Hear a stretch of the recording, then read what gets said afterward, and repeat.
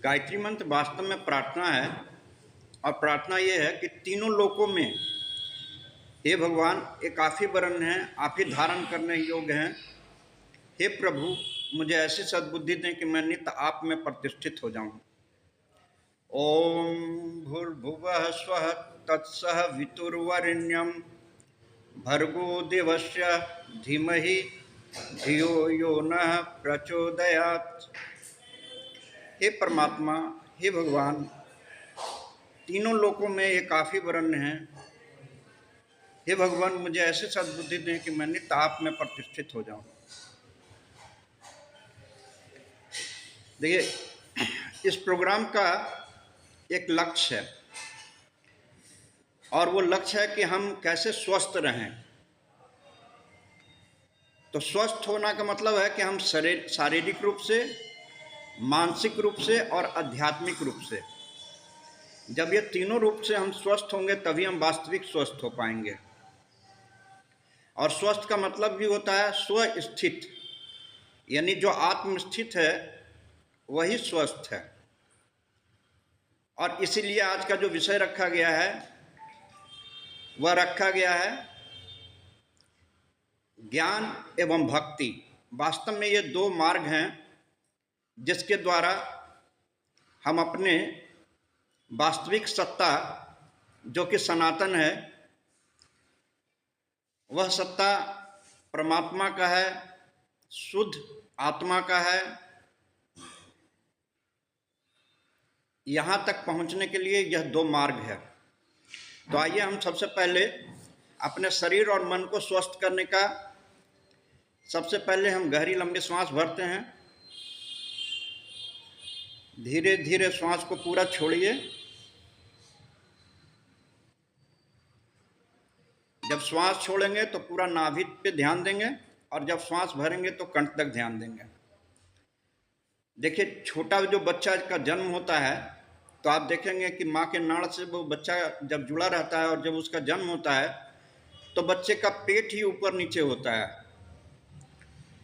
लेकिन जैसे जैसे बच्चा बड़ा होता है उसका बुद्धि जो है माइंड से जुड़ता है और धीरे धीरे उसकी श्वास छोटी हो जाती है और इस प्रकार श्वास जो है छाती तक ही आना शुरू होती है। इसलिए बड़े व्यक्ति को जब आप देखेंगे कि सो रहा है तो सोते समय आप देखेंगे कि उसका छाती ऊपर नीचे होता है। तो हमें ऐसा करना है कि जिससे हमारा नाभि एक्टिव हो।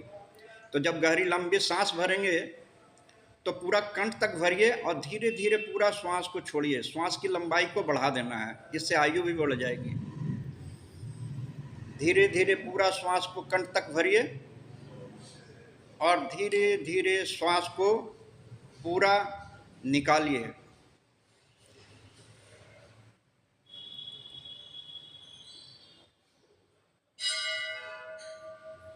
धीरे धीरे श्वास को भरिए, धीरे धीरे श्वास को निकालिए।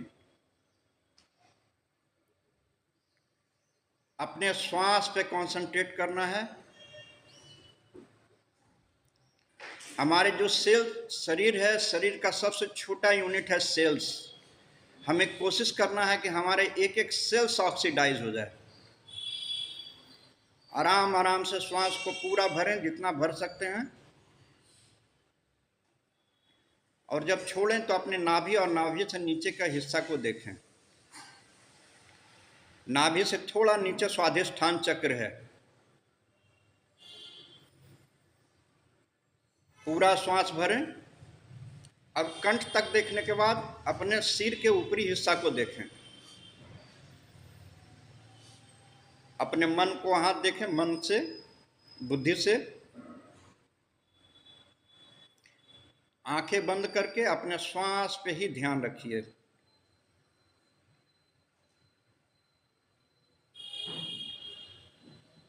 धीरे धीरे श्वास को भरना है और धीरे धीरे छोड़ना है।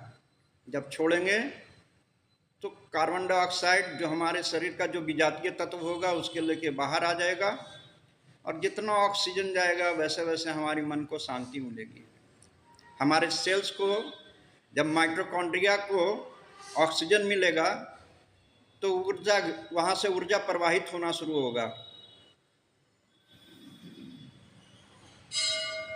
बहुत सारे सेल्स को जब पवन नहीं मिलता, ऑक्सीजन नहीं मिलता है, तो वो डेथ कर एक्सपायर हो जाता है, मर जाता है। तो सबको, सभी सेल्स को ऑक्सीडाइज करना है। पूरा श्वास भरें, धीरे धीरे श्वास को छोड़ें।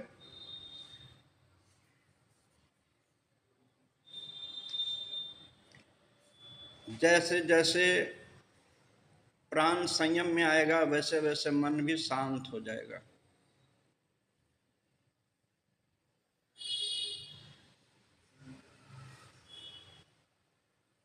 एक एक सेल्स को ऑक्सीजन पहुंचाना है।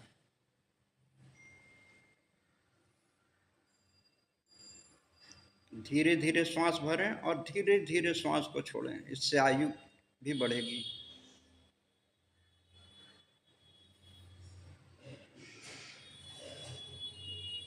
श्वास जितना नियंत्रित होगा, मन भी नियंत्रित हो जाएगा।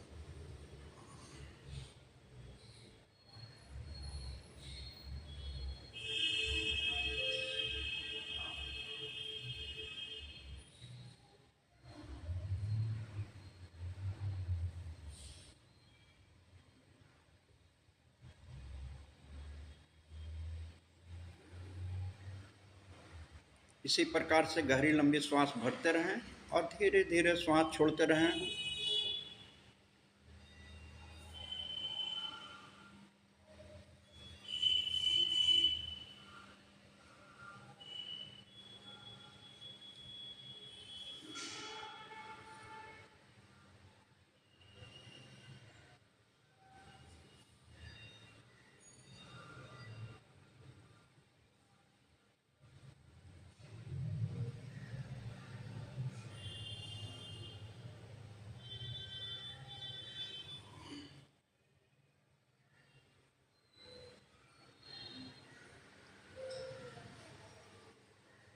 श्वास इसी तरह से भरते रहें, धीरे धीरे छोड़ते रहें और जो बोला जा रहा है उस पर ध्यान देते रहें। हर व्यक्ति में 3 गुण पाया जाता है: करने का गुण, जानने का और मानने का। प्रत्येक व्यक्ति का स्वभाव के हिसाब से उसका अपना एक कंफर्ट जोन होता है।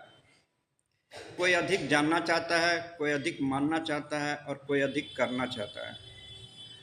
और तीनों ही क्रियाएं हम सभी करते हैं। जो जानने की क्रिया है उसके लिए ज्ञान योग सहज है, और जो मानने वाले हैं और करने वाले हैं उनके लिए भक्ति योग सहज है। भक्ति में समर्पण का होता है, समर्पण करना होता है। वहाँ पे श्रद्धा, प्रेम, विश्वास, सेवा, समर्पण। और ज्ञान क्या है? ज्ञान जानकारी है, लेकिन शुद्ध ज्ञान जो है वह काफी उच्च स्थिति है। शुद्ध ज्ञान में त्रिपुटी समाप्त हो जाती है। त्रिपुटी का अर्थ हुआ ज्ञाता, ज्ञेय और ज्ञान, यानी सिर्फ आत्मा का बोध होता है।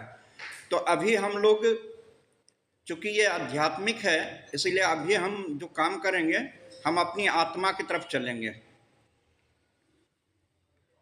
इस शरीर में 2 शरीर है। एक शरीर जो है ये भौतिक है, जिसमें फिजिकल बॉडी और मेंटल बॉडी है, और दूसरा जो इसके भीतर शरीर है जो बोल रहा है वो स्पिरिचुअल शरीर है। यह जीवात्मा ही है जो बोल रहा है शरीर के भीतर से, लेकिन हम लोगों का बाह्यमुख होने के कारण हम अपने भीतर के शरीर को नहीं जान पाते हैं। जब मृत्यु होती है इस शरीर को, तो यह शरीर इससे निकल जाता है और पुनः वह दूसरा शरीर धारण करता है।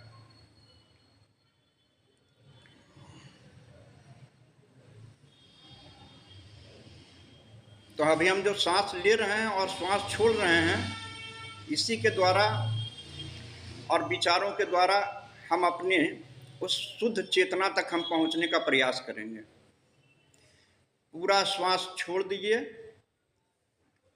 जब श्वास पूरा छोड़ते हैं तब एक समय आता है कि जिस समय और श्वास आप नहीं छोड़ सकते हैं, तब श्वास में ठहराव आता है।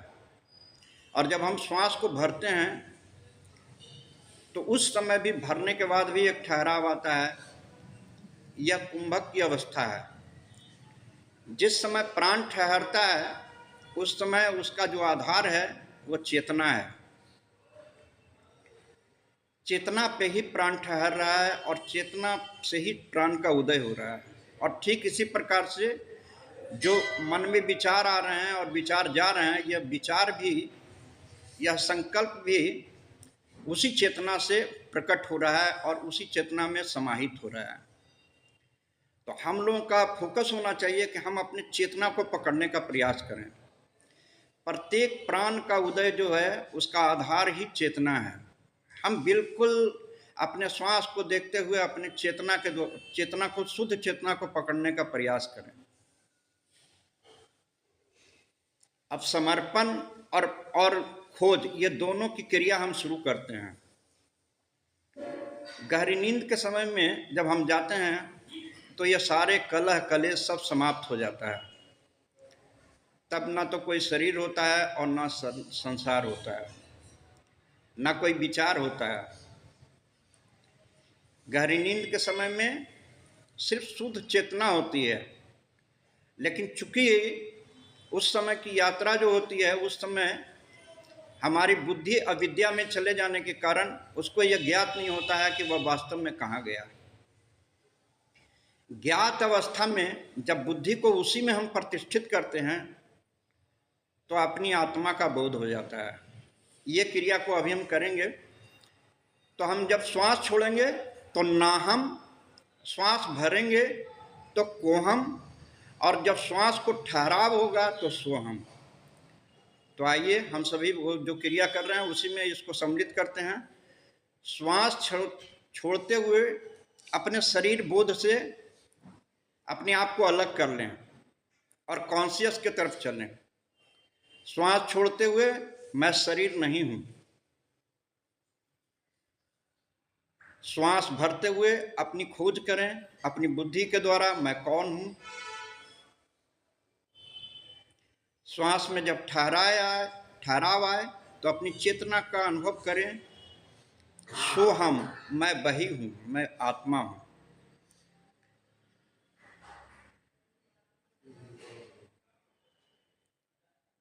श्वास छोड़ते हुए मैं शरीर नहीं हूं।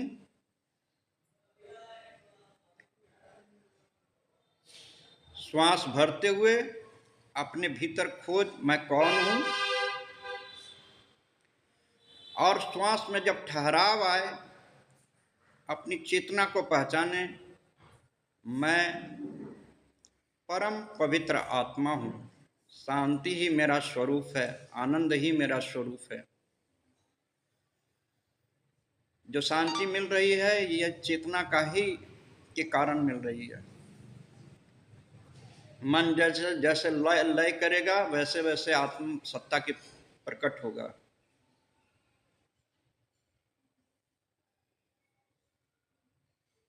पूरा श्वास भरें और पूरा श्वास छोड़ें। श्वास छोड़ते हुए मैं शरीर नहीं हूं और मैं मन भी नहीं हूं। मन क्या है? मन विचार है। मन में संकल्प विकल्प ये उठते रहते हैं, विचार उत्पन्न होता है और विचार समाप्त होता है। मैं मन भी नहीं हूँ। गहरी नींद के समय में मन भी नहीं होता है और तब भी हमारा कॉन्शियस होता है। तो मैं शरीर नहीं हूँ, मैं विचार नहीं हूँ। श्वास छोड़ते हुए, श्वास भरते हुए मैं कौन हूँ, अपनी चेतना की पहचान करें। मैं सोहम अर्थात मैं वही हूँ, मैं शुद्ध चैतन्य हूँ, परम पवित्र आत्मा हूँ। शांति ही मेरा स्वरूप है, आनंद ही मेरा स्वरूप है।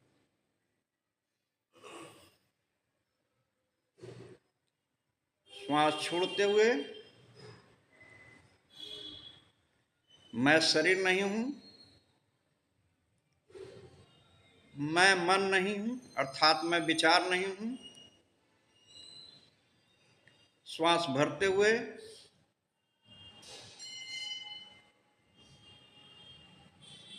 मैं कौन हूँ, अपनी चेतना को पहचाने, बिल्कुल गहरा उतर जाएं। सोहम अर्थात मैं वही हूँ, परम पवित्र आत्मा हूँ, शांति ही मेरा स्वरूप है, आनंद ही मेरा स्वरूप है। श्वास छोड़ते हुए मैं शरीर नहीं हूँ, मैं विचार नहीं हूँ एवं मैं विचार करता भी नहीं हूँ। विचार करता ही मूल है, यही मैं है जो गहरी नींद के बाद सर्वप्रथम प्रकट होता है। यह विचार करता भी के ना रहते हुए भी हमारा कॉन्शियस गहरी नींद की अवस्था में होता है, और गहरी नींद के समय में हमें जाने का कोई प्रयास नहीं करना होता है, सिर्फ छोड़ना होता है। ध्यान की अवस्था में सब कुछ छोड़ देना है। जब तक अभ्यासी रहेगा वही करता है, वही जीवात्मा है, दरअसल उसे भी छोड़ना है और शुद्ध चेतना में समावेश करना है। तो आप जितना रिलैक्स की अवस्था तभी आएगी जब आप बिल्कुल शुद्ध चेतन हो जाएंगे। श्वास छोड़ते हुए मैं शरीर नहीं हूँ, जो विचार आ रहे हैं उस विचार को देखने वाला विचार करता मैं वह भी नहीं हूँ। गहरी नींद में ये सब नहीं होता है और तब भी हम होते हैं, उस समय शुद्ध कॉन्शियस होता है। लेकिन चूंकि अविद्या में, अंधकार में हम चूंकि उसमें जाते हैं, इसलिए वहाँ से जो प्रकट हुआ है उस अज्ञान से, वो मैं जो प्रकट हुआ है, अज्ञान से मैं जो प्रकट हुआ है, वह मैं शुद्ध मैं नहीं हो सकता। इसलिए वह मैं अज्ञानी है और वह अज्ञान ही, अज्ञान का कर्म ही कर रहा है। इसीलिए दुख, दर्द, तकलीफ अभी है। तो श्वास छोड़ते हुए सर्व समर्पण, यही भक्ति है। मैं अपने शरीर को भी गौण कर दीजिए, अपनी विचार को भी गौण कर दीजिए, अपने बुद्धि को भी गौण कर दीजिए, और अपने मैं जो जीवात्मा है उसको भी गौण कर दीजिए। यह अहंकार है। इस प्रकार से ये जो पंचकोश है इसको दान करना है, इसी का समर्पण करना है। परमात्मा इसी पंच प्रकृति को धारण करके अवतरित हुआ है। अपनी शुद्ध चेतना को सिर्फ पहचानना है, यही जानना असली ज्ञान है। और जो अनात्म है, इन सब का समर्पण ही वास्तविक भक्ति है। तो अगर भक्ति या ज्ञान, ये दोनों वास्तव में एक ही सिक्के के दो पहलू हैं। अगर हम सभी अनात्म को छोड़ दें तो शेष जो बचेगा वो आत्मा बचेगा। और यदि हम आत्मा को सिर्फ पकड़ लें खोज के द्वारा, यही ज्ञान है। तो ज्ञान को देख लें, ज्ञान खोज है और भक्ति समर्पण है। ये दोनों है इसमें जो हम अभी कर रहे हैं। तो अपनी श्वास को छोड़िए, तो अपने शरीर से डिटैच हो जाइए, अपने विचारों से डिटैच हो जाइए, और जो विचार करता है उसको भी छोड़ने का प्रयास कीजिए। लेकिन वो छूटेगा तभी जब उसके स्रोत को पहचाने कि उस विचारकर्ता के बाद भी जब आप सब छोड़ रहे हैं तो क्या बचा शेष? सब सिर्फ चेतना। यही कुंभक है, अंतः कुंभक। तो जब बिल्कुल पूर्ण योग होता है उस समय चित्तवृत्ति का पूर्ण निरोध हो जाता है। तब श्वास में ठहराव आ जाती है और विचार भी ठहर जाता है, और तब सिर्फ और सिर्फ आत्मा रह जाती है। तब बाहर की सुधि समाप्त हो जाती है और सिर्फ चेतना ही विराजता है। अब शांत होकर के चुपचाप से बैठना है, अपने शरीर भाव से हट जाना है। तब विचार आएगा तो विचार को देखिए कि विचार किसके लिए है। तो वास्तव में ये विचार मेरे लिए। मैं कौन? तो ये मैं वो मैं है जो गहरी नींद के बाद प्रकट हुआ है। निश्चित रूप से ये मैं जो है ये कृत्रिम मैं है, और कृत्रिम मैं कभी शुद्धमय हो नहीं सकता, जिसके बारे में शास्त्रों में वर्णन है। शुद्धमय परमात्मा है, वही परमात्मा है, यानी शुद्ध चेतना है। सत्य चित्त आनंद उसका स्वरूप है। सत्य इसलिए है क्योंकि चेतना ही नित्य है, और चित्त इसलिए है क्योंकि वो चेतन है, और आनंद इसलिए है क्योंकि वहाँ बहुत सुख मिलता है। तब व्यक्ति ज्ञान स्वरूपा हो जाता है। स्वबोध ही ज्ञान स्वरूप है। आत्मबोध ही वास्तव में वास्तविक ज्ञान है, वास्तविक समझ है, और यही राम है।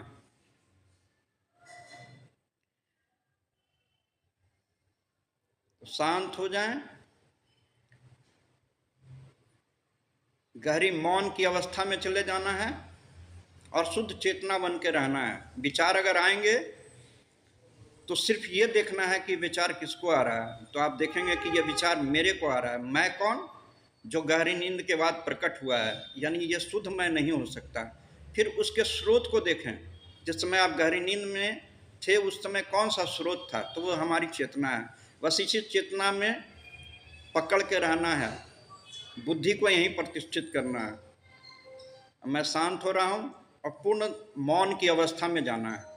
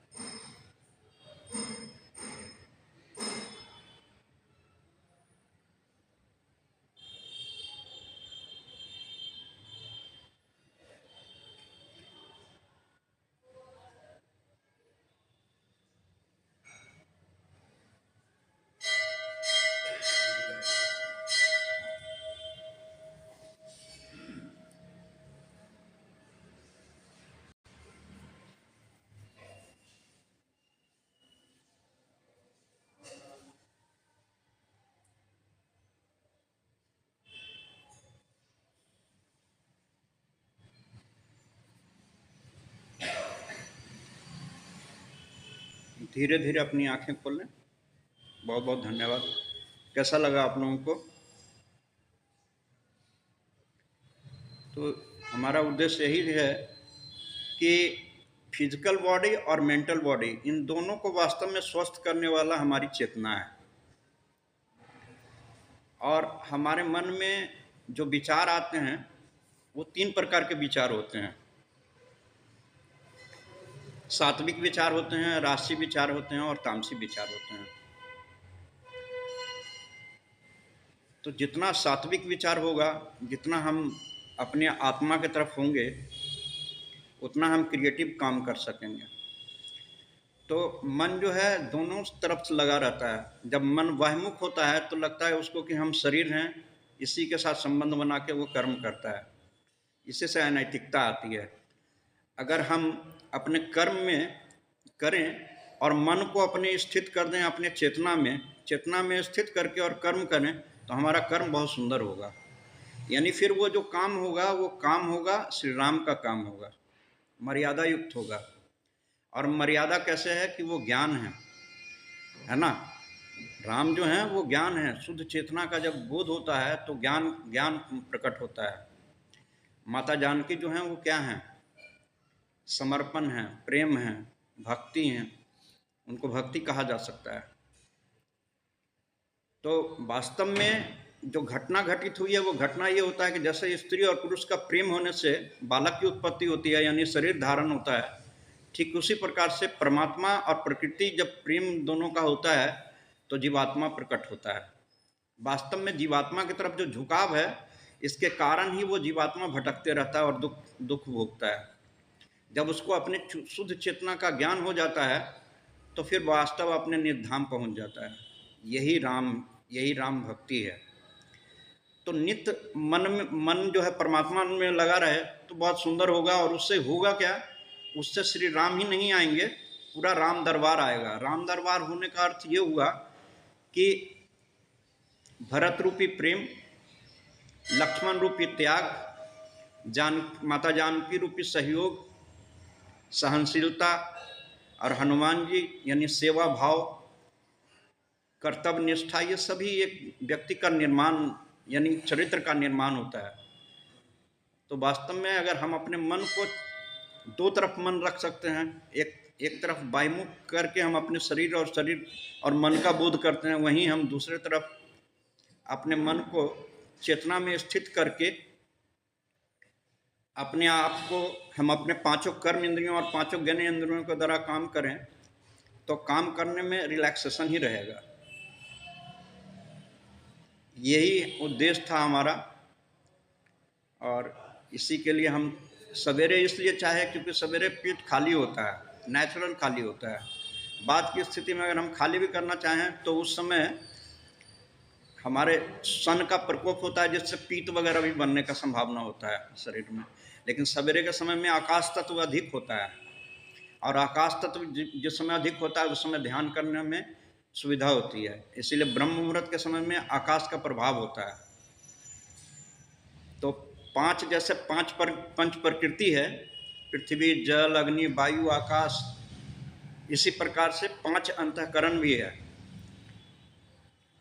पृथ्वी से अहंकार, जल से चित्त, अग्नि से बुद्धि,